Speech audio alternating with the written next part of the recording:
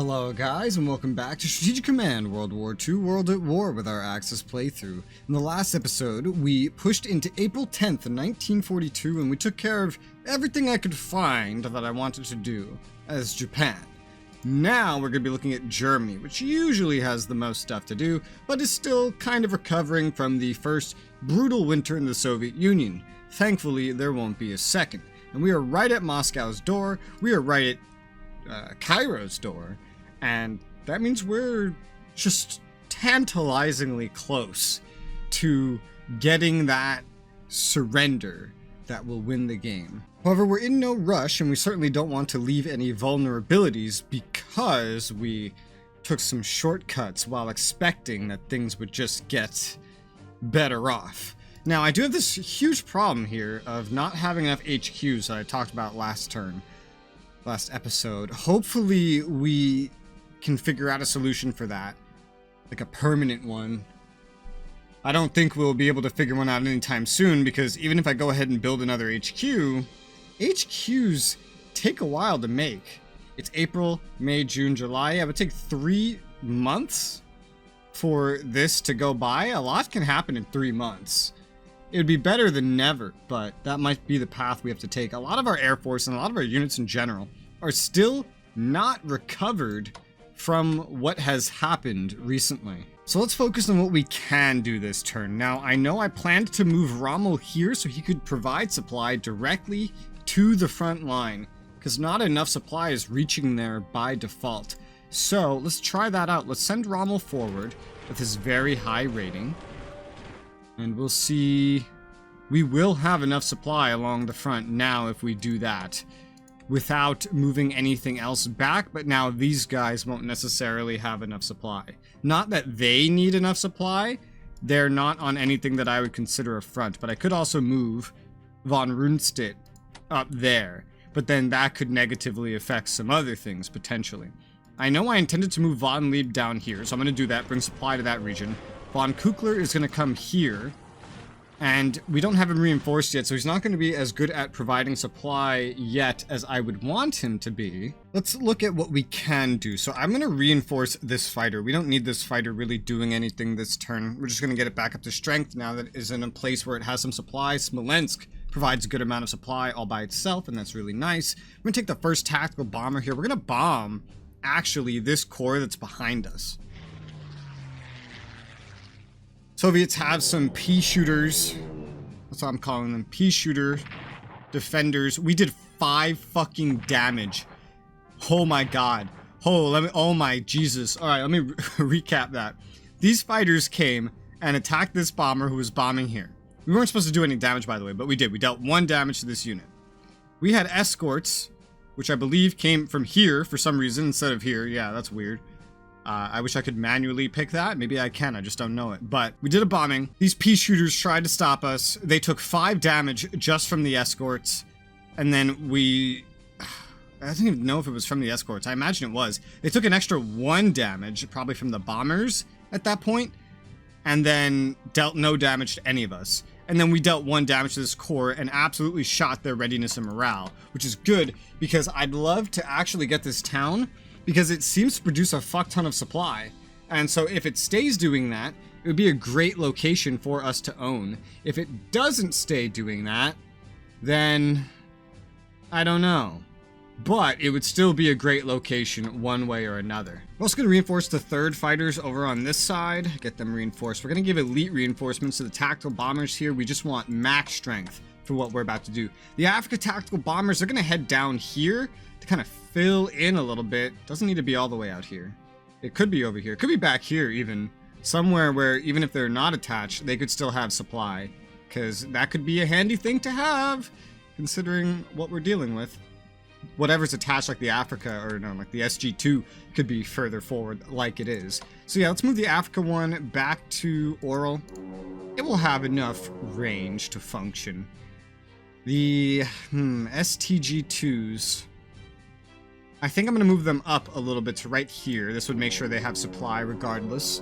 Enough supply to function. Maybe not the best amount, but enough. In theme with putting the air units places where they can still be supplied, let's actually go ahead and take the Luftwaffe 2nd Fighters, and let's move them back to Bryansk. Fighters have very good range, and we already have one that's kind of forward deployed. That's the 3rd Fighters. So we don't need them both all the way up front like that. They can still provide protection from back where they are, and maybe even get deselected for the HQ to kind of spread things out a little bit better, make things work better, by simply just being on a town that already supplies them anyway. We need to push this front somewhere. We have to be aggressive somewhere. At this point, the Soviets are getting, you know, actually we can check. If we look at MPPs, we go to the Soviets. Where are you? There you are. We can kind of see how they're doing in terms of MPPs. So, especially with also convoys, because now they have that big convoy. And we don't get most of it. Oh no, we do not get most of it. Sometimes it seems like we get a fair chunk of it, but we do not get most of what they're receiving. And they can receive well over 100 MPPs from the convoy. Although that doesn't count American assistance from the east. Though I think by taking Hawaii, I might have cut that off. So that should have an effect. Definitely, I feel like I do, considering their collected income has gone down, seemingly. They seem to be collecting, you know, not a whole lot, actually. If this bar is 460, and they're down here, and this is 230, that means they're collecting somewhere around 400. I wish I could zoom in on this graph and get a more detailed number, but they seem to be collecting somewhere around 400 a turn, meaning Germany is collecting well over twice what the Soviets are collecting. But I believe this might be naturally. I don't know that this counts convoys. I'm gonna assume that it doesn't, but I'm really not sure. I don't know. If you know, tell me in the comments, because I'm getting a lot of useful information in the comments recently. Does this include convoys? If it does, then this is amazing, because we just outproduce them like crazy. If it doesn't, then they're still getting something like 500 on their worst possible turns, maybe closer to 600 otherwise, which brings them a lot closer to us. Their morale's getting lower, but as we can see, they're spending tons on units recently, probably in, I don't know if movement, like operational costs show here, but they might, and they've done a lot of operational movement. They're probably building a lot of things. What are they spending, like 500 last turn on units? What are they spending on research recently? Not a whole lot. Not a whole lot at all, just occasionally, which is good for us. And the AI does basically no diplomacy. So we can win a war of attrition here. We can. And so long as we get it done before D-Day, then we can stay fully focused with Germany. I say Germany like fully focused as if all of this isn't being financially controlled by Germany. But it's still the same opponent. So we could still stay fully focused with Germany, who earns more MPPs than Japan does right now at their fucking height, and Italy combined, even after giving Greece to Italy to give them more sources of income. They still earn more than that. So we can win a war of attrition. Let's try first taking the Africa Corps. We're going to attack this enemy corps here where it is. Try to lower its entrenchment a little bit more. We dealt 2 damage, only supposed to deal 1, so that worked out really well for us. This next one doesn't show that's really going to do much of any damage at all, so maybe I don't push it that far. But hurting them, getting rid of their entrenchment, that's good. Stop them from attacking. We're going to reinforce this corps in the meantime. We're going to reinforce this tank up to max. We got still plenty of recovering to do. And we've gotten upgraded tanks level 3 this turn. So this tank is capable of getting it. It's my like only tank capable of getting it right now. So we're going to go ahead and push that upgrade to them before they show up on this front to really do anything else. This is going to be a siege where artillery really can come in handy. Unfortunately, I only have 1 and it came from the Africa Corps. I could get more. Artillery. Where do they... Where is that even? Do you see artillery on my screen? Because I don't see artillery. I'm also mostly blind, but I don't think this is my fault. I think there just isn't artillery here. Oh no, there is. No, okay, I'm just blind. Because there's not artillery. There's only heavy artillery, rocket artillery, and railgun. Not normal artillery, which I don't actually know if that's a thing now that I think about it. Fair enough. Maybe we should get more of this. It's pretty expensive though. but it has some good advantages in a prolonged siege like this. We'll use the little bit of artillery we have. Oh yeah, okay, so wait a minute. What is this then? Field artillery. This is what I was expecting. Can we not purchase field artillery? Where the fuck's my purchase button? Here it is. Can we just not purchase field artillery anywhere? F. Is that not a fucking option? We only get one field artillery and it's from an event? There's no other field artillery, only heavy and rocket? So what's the difference between heavy and field? The difference appears to be that field artillery has half the demoralization effect, but it has one more action point. Definitely more mobile, much better for going into Libya, certainly, and Egypt. Much better suited for Africa, whereas everything else is more for more condensed locations, certainly. So that explains that. It's weird that I can't get any more of that, but I guess it is what it is. But we do have access to other things like railguns and whatnot. We'll see if we need it. I'm gonna just go ahead and bombard this core, because I'm in no big rush to get killing everything. We just need to push up bit by bit. So let's try to weaken this core. Just put both of the bombardments there, lower its readiness and morale. Now we have some better odds, notably better from when I just checked, against this enemy core. Let's go ahead and attack with the 10th Army. 5 damage dealt, none taken, and now we have an experience point. Let's go ahead and attack with the... Ooh, this is a core. Oh, okay, well there's an army here. There's an army here. 1, 2. We're missing an army right here. It's this one. This one's gonna go there, I think. 1, 2. Yeah. Yeah, this army's going up there. Okay. Just keeping track of my logistics. I record like 2 episodes a week recently because I've been sick for like 2 weeks. So that sucks. Let's attack. 4 damage dealt, none taken. We can finish this core off. So I think we're gonna do that. We also have this core, which I believe is headed up here, but this core could come in for the snipe. Let's just be safe. Let's go with the prepared attack. And we've shattered the bitch. That's good. I love shattering bitches. We cannot move the army up there. We don't have the movement capacity for that because it's a forest. And they got a lot of stuff up here. I do want to claim this forest, so moving the core up is just kind of the best I can do right now. I can also force march. No, I cannot force march this army. It's too lacking in supply. And I'm not operating it to get it here. I don't even know if I can do that. No, it doesn't have enough supply to operate. So let's go ahead and just move it north as it is along the roads. It'll eventually get to its location. Though I see potentially a different way to take advantage of these cores right now. So actually, here's what I'm going to do. I'm going to move this anti-tank forward. This is a weird idea, but I'm thinking if I just move it up here, then it could potentially help against this once it has prepared attacks available, or maybe even bait an attack due to its comparative weakness compared to an army, to get these shock-heavy tanks to attack out of their fortifications. At the very least, be a cheaper unit to try to deal some good damage, because what is its hard attack right now is actually only 2. It's not a lot. Compared to an army, though, which is 5. Okay, well shit, what makes this an anti-tank then? Jesus Christ. But basically my idea is to move this core forward, because I noticed this one can be attacked pretty easily. And I'll probably take this next turn to, well, if supply allows. Which it really won't. I was thinking I might, like, upgrade this right here. We need an HQ to be here. Very desperately. Like, we need another HQ in this region. I don't know if reinforcing this when we get the chance is really gonna cut it. We need another HQ. We could use an Italian one for supply, but it's really better if it's German. It's really, really better if it's specifically German. We might have to purchase one. Yeah. We really should think of purchasing one. Is this Hungary? Yeah. I was like, what flag is that? That's Hungary.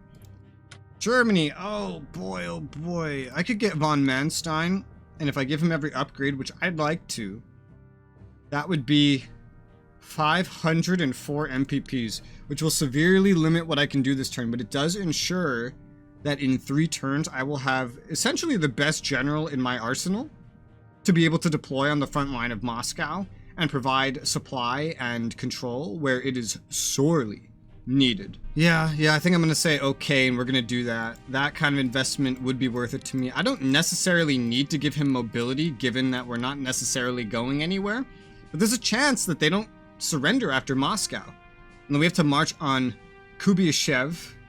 I'm sure I'm saying that wrong. And then there may be somewhere else after that. No, maybe not. I'm surprised Leningrad doesn't count as one, quite frankly. Or even Stalingrad. But we might have to fight them a little bit further after, so to be prepared for that makes the most sense for me. So I'm gonna go ahead and purchase that. Again, that's gonna be very expensive, but it's going to be very helpful for my main goal, and what is probably going to remain taking the longest objective before I win the game with my objectives. I'll take this 6 core here. We're gonna move all the way over here, do some recon, see they have an army at Voronezh. Kind of provide some cover around this region. This cavalry is too easy of a target to not go for, so rather than reinforce these tanks, we're just going to go on the offensive. Dealing 4 damage with the first strike and pretty much just completely chasing them away. I don't want to push up just yet though, because it's like I need to get everybody reinforced. Something could go up here. It's definitely workable. Supply is just not going to be the greatest. They'd be a little not well defended in the meantime, but this core seems like the perfect candidate. Let's send him forward. We could do 3 damage at least to this core, this cavalry core. I don't want to move anything up right here because then I can't resupply back up to 10. So that's going to be the only one moving forward. So let's go ahead and just let's attack with this tank first, because it gets 2 attacks. Okay. Rather than deal more damage to that cavalry corps, let's just take a easy shot of wiping out this Przemysl garrison, because they're gonna have to move something else up in its place. And just by being present, that was contributing to negative effects in the combat rolling that I've now gotten rid of if, say, I wanted the 14th Army to attack the 26th Army. Although we could really use some bombers to help out with that, or some artillery, or something. We can take the Slovakian corps and use it to attack this enemy corps, as I mentioned earlier, dealing 3 damage, taking none. Better result than was promised. I don't really care to waste a 1-for-1 right now. We don't need to. That's a blitz attack. It's not worth it. This army can't go anywhere, would have enough supplies to really get that elite reinforcement in, unfortunately. However, we can shift this corps out. We're going to avoid actually shifting. However, we do want an army here in place of this, and the corps, the more mobile units, are going to work their way over to the side and focus more on surrounding. So let's get that army in there. Odds are better, but without prepared attacks, what are we really doing here? These planes are gonna have to move up to stay in supply, because right now it's like 5, 6, so let's move them up a touch from where they are. They've already done anything that they really need to do. Here's a funny fucking situation. We have this maritime bomber at Memel. We are literally 1 hex lacking in range to attack this fucking sub, because of course we are. We can, however, fly over into Finland, so we're gonna do that, because that was part of my plan this entire time. So let's fly over to Finland, to Turku. We won't need to be attached to an HQ here, so long as we're on a town. So that's fine. I'm gonna reinforce the paratroopers up at the front. They can't get fully reinforced, but just reinforce them as much as we can. They are being stalwart defenders for the time being. That's all I really need them to be. And nobody else here that hasn't attacked is really going to attack. I am tempted to go for this one with like a double whammy. We're gonna lose units no matter what, because we're not exactly prepared for it. But with the way that they own this river, it just seems inevitable. So if we can actually get 3-to-1 odds on this first one, we can make it closer to getting 3-to-1 on the next one. Stop their entrenchment from going up, and then maybe when the bombers are ready, have better odds. It would be worth it statistically to do this. So fuck it, let's give it a shot. Ooh. Okay, we took the 1 damage, but we dealt 4. That came out even better than I was promised. Unfortunately, this one still shows 2-to-1. I'm not so sure we can get that lucky again. I'm just going to take the luck I've already gotten and move my attention to the south. So, looking south, we have Salsk, which has a reinforced 21st experienced army, probably from the far east. We're going to move the Drovska Corps forward so that we have 3 units surrounding it. I think that immediately raised our odds potentially. I don't know. But we have 4-to-1 odds with the Yugoslavian army. 4-to-1. That is definitely worth the trade-off. We don't have bombers in this region to support, so let's go ahead and attack with the Yugoslavian First Army, dealing that 4 promised damage and taking the 1 promised damage. Okay, the rest of these are cores, so even a 1-to-1 is statistically worth it.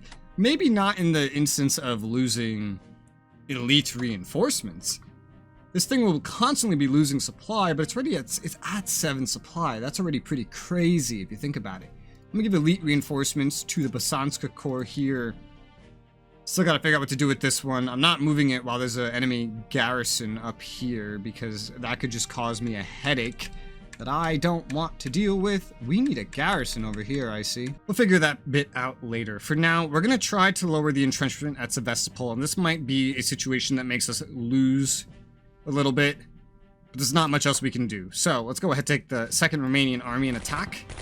Deal no damage, take no damage, but we did lower their entrenchment. So let's go ahead, do it again. Deal no damage, take no damage. Their readiness and morale still going down. We've gotten their entrenchment down by 2. I'm just leaving these guys here because they're going to keep doing prepared attacks. We're going to upgrade the 1st remaining tanks with advanced tanks 3. Not giving them mobility, we just cannot afford that right now. I'll get back to this core if we are ever going to give it any upgrades. We have not the greatest odds here with the Romanians. These enemies are entrenched here, but since they are entrenched, that means this could theoretically only get better.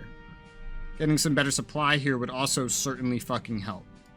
Let's step on to Stalino, because that's a place that has pretty decent supply. It has better supply than this does, so that would, yeah, that would help supply. I mean, Rostov has probably the best, or it will anyway, but it works fine. I will give this a shot. It won't be the best in our favor, but there's not a lot I can do to improve the situation aside from moving this core here, which I can certainly do. How's supply there? It's okay. We could cut him off further, but this is not a location where we're just going to simply out-supply the bitch. He's on a very highly supplied town, just like down here. Why do these all have 7? 7. I feel like I'm in an episode of fucking Friends. Let's go ahead and attack the 1st Hungarian army. Dealing 2 damage, taking 2. That worked out a little poorly for us in terms of luck, but now we have a better chance. We've lowered their entrenchment. Let's go attack with the 2nd army. Dealing 3 damage and taking none. So what we had in terms of bad luck for the 1st army, we got in terms of good luck for the 2nd army. We've gotten them to half strength, gotten their entrenchment down a good bit. We could go for the 1-to-1 with the core. I'm not so sure that that's worth it. Biggest thing about this core is it wasn't here a moment ago, so it doesn't have the ability to do a prepared attack. You know, we could just get this down here soon. I say soon because soon apparently is not right now with the way that this is. I'm tempted to just move down here and then move over here. That would probably be better for supply overall. Right now, Stalino will work. Okay, we'll try with the Dravska core here. 1-to-2 odds with a core, I can do that. We actually only dealt 1, and we took none, though, so that works out. 6 core, fine, 1-to-2, yeah, let's try that. We dealt 2 damage, we took none. Oh my god. This just keeps working out so great for us, somehow. Somehow. Supply's really good, even behind this fucker. I'm tempted to cut him off, but there's no actual logistical reason to do that. He's just gonna stay at this high supply. We want to be on this side of the river so that we can do more damage. Weird how cutting someone off isn't a good thing, right? Oh, but something I can do is move this army to the side a little bit by the lake and then take the Belgrade Corps, move that up, and then do another blitz attack. We dealt 2 damage, took 1, or no, yes, 2. Oh, that's another situation where luck really didn't work out for us, but we got him down to 1. I mean, he's almost dead. He's gonna have to use all of his XP to reinforce next turn. And then he's gonna get eaten away at real quick after that. So he should be dead next turn at the very least. I'm not so sure about this one, and I don't feel like going for the 1-to-1 odds with the core. I'll just wait for the prepared attack over there. Looking at these subs, we know this one got beat up last turn. It really has to get away and find a place where it can recover. So, ideally that would be over here. I wonder how lucky we would be if we just try to go straight at it. I mean, shit. But, also, we need that to stay there. So, maybe that's not even what we're aiming for right now. Let's go down 1. Down another. Let's try to just kind of go right through here. There you go. We're not even going to stay around. We're just going to start going back to a port somewhere. Because, I mean, like, these two can open up. Oh, yeah. St. Nazaire got absolutely turbo fucked. It has one supply, and I don't know if it's going to ever recover from that. So, yeah, they fucked up St. Nazaire. It's basically fucking useless now. But I expected that. I knew that would happen. I've played the Allies before. I've done that. I've even probably mentioned it earlier.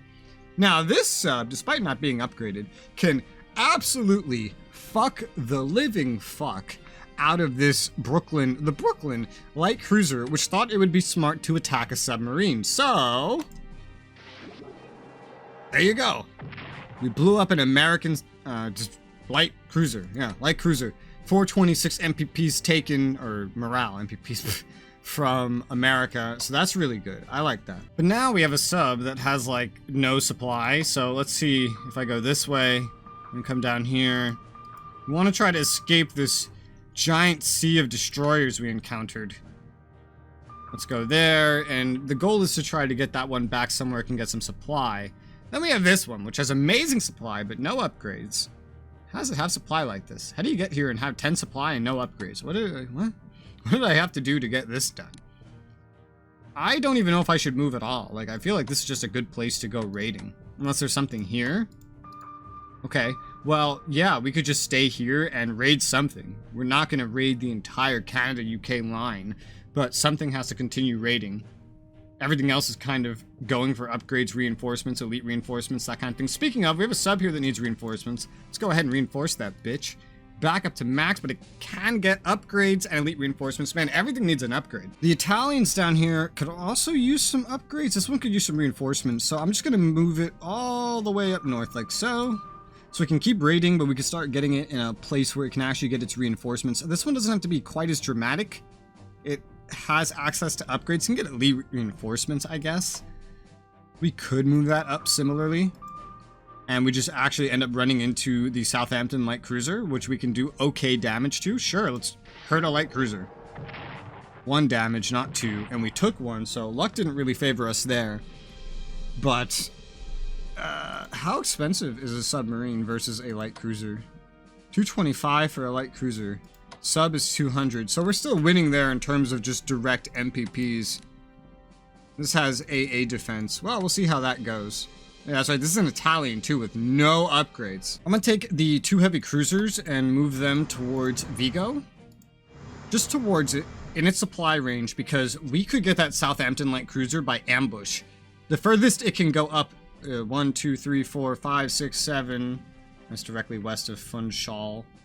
8, 9, 10, 11, 12, 13, 14, 15, 16 is right here. So if it's not using the speed running up, then we'll find it here, and I could just approach it from the north and south, blow it up. 1, 2 losses off an Italian sub will be nothing compared to taking another ship entirely from the Brits. We're just eating away at their navy, and we're not really losing anything. And they're not really doing a good job reinforcing their navy either. The supply on the U-81 and the U-37 are not too great. Both of them need maybe some elite reinforcements and some upgrades as well. But the only ones raiding in their location. So I'm just going to leave them where they are for right now. I think that's for the best. The Admiral Shear will move off of this spot. Make some room for the U-32 to get some full reinforcements and upgrades. We're going to upgrade this motor torpedo boat with some ASW. Which means, oh god, look at all this. We'll need to free up some other locations here. Put this battlecruiser here where it'll be safe. Move the torpedo boat here so it can get some ASW upgrades as well. And then I don't think anything else really has to move from there. We'll just move the heavy cruiser over here, because again, these are gonna go up this way at some point. Well, that's not everything we could do as Germany. That's everything we're gonna be doing for this episode. So we'll finish this turn up next episode. For now, thank you guys very much for watching, and I'll see you on that next episode.